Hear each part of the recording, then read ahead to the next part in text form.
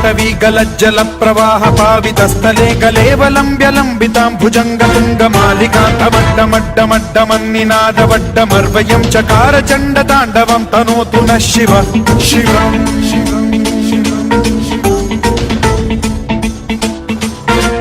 जटाभुजंग पिंगल स्फुरत्फणामणि प्रभा कदंब कुंकुमद्रव प्रलिप्त दिग्वधूमुखे मदान्ध सिन्धुर स्फुरत्वगुत्तरीय मेदुरे मनो विनोदमद्भुतं बिभर्तु भूत भर्तरि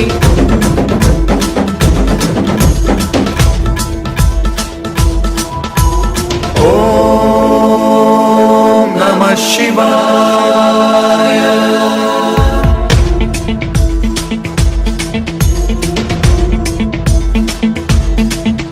सदा शिवं भजाम्यहं सदा शिवं भजाम्यहम् ॐ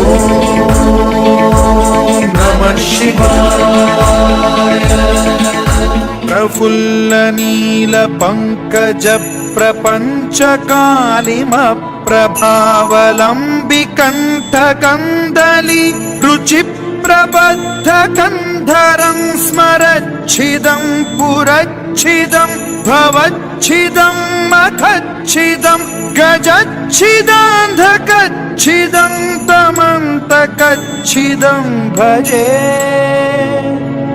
अखर्व सर्वमङ्गला कलाकदम्ब मञ्जरी रसप्रवाह माधुरी विजृम्भणा मधुव्रतं स्मरान्तकं पुरान्तकं भवान्तकं मखान्तकं गजान्तकान्धकान्तकं तमन्तकान्तकं भजे।